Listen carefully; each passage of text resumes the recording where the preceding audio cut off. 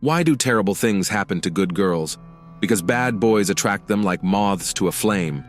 Kind, often naive, they idealize their partner, and they blatantly ignore the glaring red flags. Sometimes these destructive relationships last a long time, and other times, the realization comes quicker. Sooner or later, there comes a choice: leave or continue to get burned, until the moth burns to ashes. The incident that will be discussed entered the history of Austin, Texas, USA as one of the most heinous, and probably exceedingly didactic. Jennifer was nowhere to be seen. Late on the evening of August 16, 2005, Jennifer Cave, the new girlfriend of Michael Rodriguez, was last in touch. Throughout the night, Michael waited for her call. However, exhausted from work, he unwittingly fell asleep. By morning, there were no missed calls from her. Concerned, Michael remembered Jennifer had promised to call him back once she had dropped off her friend Colton at home.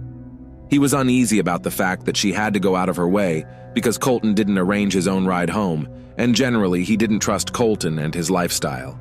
Meanwhile, Jennifer's roommate, with whom she lived, found Jennifer not at home. Her alarm clock was blaring, but there was no one to turn it off. It seemed Jennifer hadn't spent the night at home. Her friend became worried. They usually informed each other of their plans. She tried calling Jennifer. There was no response, which was uncharacteristic of her. Jennifer has her first day of work today. It's unlikely she would go without changing, the roommate thought. Jennifer's office clothes were neatly hanging on the rack, appearing untouched as if she hadn't taken anything with her. On August 17th at 8:30 a.m., the director of the law firm was notified of the new employee's tardiness. During her internship, Miss Cave had made a positive impression. It was odd that she would allow herself such behavior on her first day of work. By 9 a.m., colleagues called Jennifer, but she didn't answer. Around 11 a.m., the employer sent one of the managers to check on her at home. Persistent knocking went unanswered. They then tried to reach out to the secondary contact number listed on her resume. Sharon Sedgwick, Jennifer's mother, answered the call. She was surprised and seemingly disappointed by the call. She said she would try to locate her daughter. Sharon also couldn't reach Jennifer. Growing worried, suspicion crept into her mind. Apparently she's dropped everything again for that irresponsible young man, she concluded. No one in Jennifer's circle liked her ex-boyfriend, Colton Petoniak. Despite his intellect and financial status, he always seemed to drag her down. Mrs. Sedgwick called Colton. He said he hadn't seen her daughter for some time. It seemed he wasn't concerned that Jennifer was missing. For some reason, her mother didn't believe him. More than 12 hours passed with no news. After all hospitals in Austin were checked to no avail, Sharon called the police. She reported her daughter missing and expressed concern that she might be in danger at Petoniak's house. Following the call to law enforcement, Sharon, along with her husband, Jim Sedgwick, went to Colton's place to speak with him personally. However, he didn't open the door for them or the responding officers, claiming he had no desire to talk, and they had no search warrant. He knew his rights well, so the police had to leave. However, the situation was suspicious. Jennifer's car was found near Petoniak's house. Although the car was empty, its presence in the parking lot was thought-provoking. It appeared Jennifer was indeed inside the house. Sharon and Jim were certain something had happened to her. The police decided not to waste time and inspected Jennifer's house. However, they found nothing of interest. The only leads were information from Michael and Sharon, as well as Jennifer's car near Colton's house. Michael recounted how Jennifer went out to meet with friends on the evening of August 16th to celebrate getting a job. She had called him several times. Among the friends was her ex-boyfriend, Colton, who was with her at the time of the call. During the conversation, Jennifer didn't seem scared or worried, but mentioned that Colton was acting strangely, so she needed to take him home. After that, contact with her was lost. A grisly discovery. All clues led to Petoniak's residence. While the police were hesitating, Sharon and Jim decided to take matters into their own hands. They drove to Colton's place again. Upon arriving at the apartment complex, they knocked on the door, but no one answered. Sensing something was terribly wrong, the girl's parents decided to call a locksmith to open the lock. However, Jim found a better way. One of the apartment windows was open, and he decided to enter through it. Inside, everything was scattered around. It was clear that no one had maintained order in the house, and the apartment itself resembled more of a den. The man was hit by a putrid smell that immediately triggered his gag reflex. Covering his mouth with his hand, Jim moved toward where the smell was even stronger. The house was empty. Looking into the bathroom, Jennifer's stepfather noticed clutter. Upon closer inspection, he saw a dismembered female body. The head and limbs had been severed. Nearby lay trash bags and a sports bag. Horrified, Jim began to examine their contents. Inside were the remaining parts of the body. The legs of the deceased were covered with freckles, just like his stepdaughter's. However, the corpse was so mutilated that it was impossible to definitively identify who it was. The man hoped, until the last moment, that it was not his stepdaughter. After regaining consciousness, he called the emergency services. Jennifer's life. Jennifer Cave was born in March 1984 near Bishop, Texas. Her family lived in a modest farmhouse. Sharon, her mother, was in her second marriage, which brought 3 more children into the family: Jennifer herself, Lauren, and Clayton.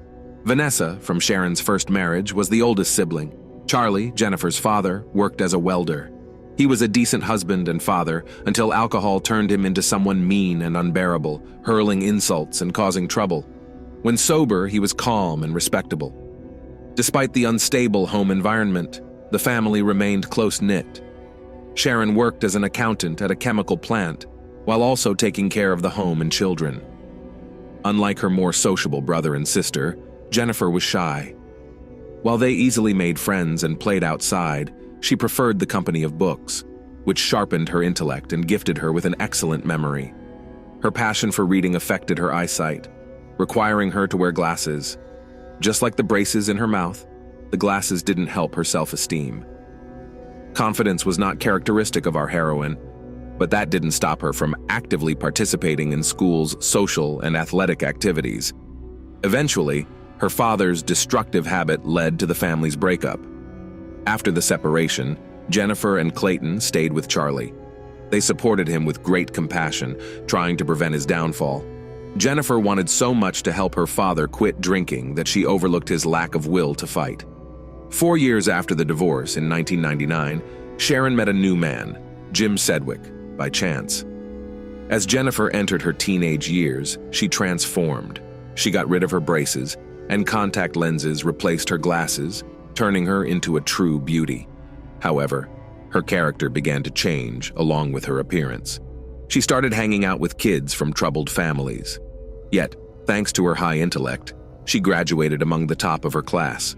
Later, Jennifer enrolled in Texas State University, majoring in finance, but quickly became disillusioned with her studies and withdrew after the first semester. She spent some time attending a community college in Austin and worked part-time at a city restaurant to support herself. During this period, she dated a guy named Mark, a decent young man from a respectable family. Their relationship could have led to marriage, but Jennifer got pulled into the nightlife. She began frequenting parties and drinking. Perhaps influenced by her father's genes and negative example, her fondness for alcohol grew. Along with drinking, marijuana entered her life. Sharon tried to influence her daughter, but to no avail. It was during one of these nights out that Jennifer met Colton Petoniak, the tragic end of Jennifer Cave. Jennifer Cave's life was tragically cut short by a gunshot wound to her right arm. The bullet passed completely through her arm and into her chest, striking her heart. The injury to a vital artery led to rapid blood loss, resulting in her untimely demise. What happened to her body afterward is horrifying. Forensic experts discovered multiple stab wounds across her body, with her chest and neck suffering the most damage. In total, the assailant inflicted 18 post-mortem stab wounds. The perpetrator then decapitated her and fired a shot through her throat into her head, intending to dispose of her body discreetly. By severing her upper limbs, he placed them in a prepared bag and trash bags. Her torso was left in the bathtub, covered with a saw. Something thwarted the assailant's initial plan, forcing a change in his actions. Evidence uncovered. At the time, Jennifer Cave's body was discovered, and the police arrived. They had not yet obtained a warrant to search Colton Petoniak's apartment. Initially, the officers could do nothing but observe the victim's body and secure the area. Once they finally obtained the necessary permission, a thorough search of the apartment was conducted. They found 3.38 caliber shell casings. The firearm used was located in Pitoniak's car, which was parked in the garage. A large blood-stained machete was retrieved from the dishwasher. Toxicology reports indicated the presence of alcohol, marijuana, and methamphetamine in the victim's bloodstream. In one of the rooms, there was a road atlas with pages torn out, highlighting routes in southwest Texas. This clue shed light on the apartment owner's absence. Colton Pitoniak had fled. Law enforcement immediately issued a warrant for his apprehension. Who is Colton Pitoniak? Colton originated from Bryant, Arkansas. He grew up as a sharp-witted boy with impressive looks, enjoying popularity among girls during his teenage years. His father ran a successful agricultural business that flourished year after year, allowing the family to live comfortably. However, this abundance spoiled Colton. On one hand, he was ambitious and goal-oriented. On the other, he could become aggressive and hot-tempered. Colton was passionate about skateboarding and played the guitar. He attended a Catholic boys' middle school in Little Rock, where he excelled academically and frequently made the honor roll. He was also a National Merit Scholarship finalist. In 2000, Pitoniak was one of 7 senior finalists at his school and among 166 in the state. By his senior year, he began to encounter problems with alcohol and fights, largely because he was part of a group of local affluent kids who led a leisurely lifestyle, often throwing parties with all the ensuing consequences. Nonetheless, thanks to high graduation scores, he easily got admitted to the University of Texas at Austin. Rather than focusing on his studies, he continued his wayward lifestyle, losing friends and gaining a reputation as a frequent drinker and marijuana user. He could have had a bright future if not for his penchant for self-destruction. After being expelled from a university fraternity, he began distributing controlled substances. His parents fought to curb his addiction, even taking him back home. A fateful meeting. In the spring of 2004, Jennifer and Colton met at a party. They were instantly drawn to each other. Jennifer, who often idealizes people, decided to give a potentially dangerous relationship a chance rather than run from it. Their friendship gradually grew into love. Over time, Jennifer began using illegal drugs with Colton. His luxurious apartment gradually turned into a den of excess, and using illegal substances together became a household rule. As a result, Jennifer's addiction only got worse. Parents repeatedly tried to tear her away from these addictions. They even gave her a car, hoping to encourage her to be home more often. However, each time she returned, her promises quickly faded. Colton's condition worsened. He became increasingly paranoid and began carrying a gun and knife in an attempt to mimic the image of a gangster. In 2004, Pitoniak was arrested for possession of illegal substances. He even went through a rehabilitation program once, but Colton showed no sincere desire to fight his addiction. Separation. One day, Jennifer's parents decided to visit her. However, the visit brought disappointment. Jennifer had not kept her promises, had lost a significant amount of weight, and looked generally unwell. Her family suggested she undergo treatment at a rehabilitation center, to which she flatly refused.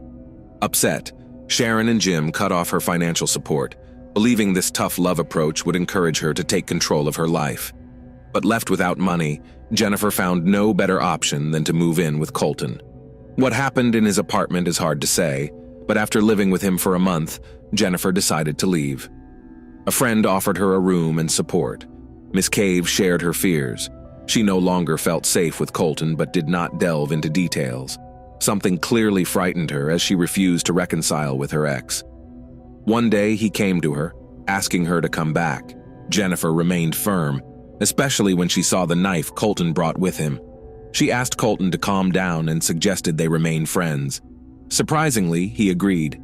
Contact with him was minimized, and moreover, she began reconnecting with her parents. Finally, her life seemed to be getting back on track. In early 2005, Jennifer started a new relationship with a guy named Scott, a single father who appeared quite decent. His lifestyle was the polar opposite of Colton's. Scott worked as a waiter at a restaurant, played keyboards in a band, and was a good singer, all while leading a sober life. In turn, Jennifer began to feel better about herself, even looking healthier by his side. She took on the role of a homemaker and became a mother figure to his daughter. However, she was still liable to leave at a moment's notice if Colton called. The arrival of Laura Hall. Eventually, Colton moved to a new apartment complex with a pool named Orange Tree close to the university, making it a hotspot for daily parties. His behavior continued to be erratic, with some friends reporting they had seen him engaging in Russian roulette by himself. It was during one of these phases that he met Laura Ashley Hall. She was a frequent attendee of these parties and became infatuated with him, exhibiting jealousy towards any female in Colton's circle, especially Jennifer. Laura was perceived in various ways by their peers, most commonly described as arrogant and capable of putting anyone in their place. Laura, like Colton, came from a well-off family. Miss Hall was athletic, participating in various competitions, and she was academically successful, showing great promise. After high school, she enrolled in university but soon dropped out, opting for a job and a leisurely lifestyle instead. Before long, Colton and Laura started dating. Like Jennifer, she was deeply drawn to him. When he was sentenced to 60 days in jail in June 2005, Laura sent him all her earnings, even going into debt. Friends noted that she changed for the worse, becoming bold, neglecting her job and her personal care. Many believed she had also started using banned drugs. Unlike with Jennifer, Colton disregarded her feelings, even to the extent of extinguishing cigarettes on her. A new chapter. Begins, ends. During this time, Jennifer ended her relationship with Scott. She felt unworthy of his family and did not want to cause them any trouble. Jennifer occasionally communicated with Colton, who was still infatuated with her. However, she did not rekindle their previous relationship, keeping their interactions strictly platonic. All Jennifer desired was to secure a job and return to college. In August, a promising opportunity arose in her life. She began a new relationship with Michael Rodriguez and, most importantly, found an excellent job. After several days of training at a law firm, she performed so impressively that she was offered a consultant position with a respectable salary. Jennifer was proud of herself and truly happy. On August 16th, she decided to celebrate the start of her new life with friends. That evening, they went to a bar and then headed to a club. According to a friend, the bouncer didn't let Colton in because of his appearance. This might have led him to seek out controlled substances. The investigation continues. In an effort to shed light on the events of that fateful night, investigators interviewed Colton's neighbors. They managed to uncover intriguing information. Around 3 a.m. on August 17th, Nora Sullivan heard a knock at her door. Opening it, she saw Colton standing there looking suspicious with blood on him and a pistol visible at his waist. Startled, she inquired what had happened. Colton told her he had gotten into a shootout with some individuals. Nora didn't hear any gunshots and thought he was lying as usual. She closed the door and peeked through the peephole to see him eventually walk away. None of the neighbors interviewed heard any gunshots that night either. Detectives also discovered that Colton had been in contact with Laura twice that night. The morning of August 17th, he visited a hardware store, where he purchased a saw, several masks, and gloves, as well as a significant amount of cleaning supplies. Using these, he dismembered Jennifer's body and planned to clean the apartment to erase any evidence of the crime. It's possible that the unexpected arrival of Sharon and Jim startled him and prompted his flight. Apprehension. A critical discovery in Colton's apartment led investigators directly to his trail. Colton, along with Laura Hall, was found in Mexico. They had crossed the border in Laura's car. Local authorities distributed Colton's photo nationwide. During this time, the couple enjoyed themselves, visiting cinemas and restaurants. They stayed in a hotel in the border town of Piedras Negras, where an employee recognized Colton as the sought-after individual. The employee took his photo and sent it to the police. Mexican law enforcement apprehended the duo and transported them to the border, where U.S. officials arrested Pitoniak. Laura Hall was released. Before her release, Laura caused a scene with the Border Patrol, loudly protesting Colton's innocence and obstructing the arrest process. Later, she admitted that their trip to Mexico was the best experience she'd ever had. In total, they spent about 5 days abroad. Trial. On August 23, 2005, Colton Petoniak was charged with a crime against Jennifer Cave. A month later, Laura Hall was arrested and charged with tampering with evidence and obstruction of justice. The prosecution presented evidence found in the apartment, including a videotape from the store and a receipt listing items purchased. Colton said he did not remember anything about the night of August 16th, 17, attributing his amnesia to heavy drinking and the use of illegal drugs. Initially, he did not deny hurting Jennifer, but insisted he did not remember anything. He claimed that he woke up and discovered his ex-girlfriend's body in the bathroom. After discovering the body, he contacted Laura, who advised him to buy a saw and cleaning supplies. She helped dismember the victim and hide the body parts in bags. The prosecution argued that she was responsible for Jennifer's post-mortem injuries. Colton later hinted that Hall may have been motivated by jealousy, suggesting her involvement in an act of revenge against her rival. However, both defendants pleaded not guilty. Nevertheless, the evidence of his involvement was overwhelming. First, Jennifer's body was found in Colton's apartment. His fingerprints and DNA were found on the machete, saw, and firearm found at the crime scene, and the weapon in his car was identified as the crime weapon. In addition, he was the one who purchased the cleaning supplies from the store. The jury had no doubt of his guilt. On January 29, 2007, Colton Petoniak was sentenced to 55 years in prison with parole eligibility after serving at least half of his sentence. His earliest release date will not occur until 2060. The case against Laura Hall proved complex. The prosecution suggested she could have acted out of blind affection for Colton. Laura's DNA was found on one of the victim's shoes, a store towel, and even the firearm used. The defense argued this only proved her involvement in disposing of the body, not in the initial act. They couldn't prove she was the one who fired the first shot, attributed to Jennifer's head post-mortem. No evidence placed her at the scene at the time of the crime.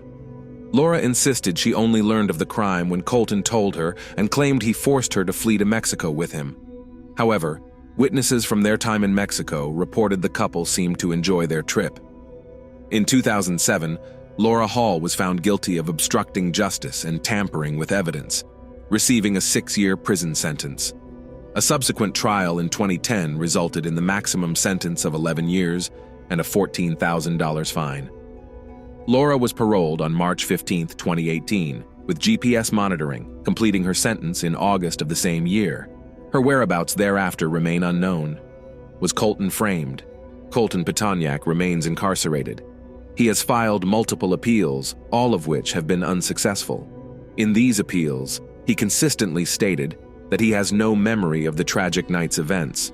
However, he revealed that there are witnesses who claim Laura confessed to Jennifer's demise. He alleges that during the trial, the prosecutors were aware of this information but failed to disclose it to his defense team, suggesting a possible setup. Although Petoniak's legal motions were denied, this revelation raised questions among the public. Moreover, Jennifer's parents believe that Laura's punishment was insufficient. They are convinced that she played a more significant role than she admits. Unlike Colton, Hall has never expressed remorse or regret for Jennifer's death. She referred to Jennifer only as that girl or the dead girl, sometimes even using derogatory terms. To this day, the exact events of that fateful night remain unknown. Only Jennifer knows the truth that the walls of Petoniak's residence silently conceal. Sadly, the dead cannot speak. Jennifer's life was cut short in her prime. Regrettably, she realized too late an essential truth. Staying away from certain individuals and ceasing communication with them could mean saving oneself.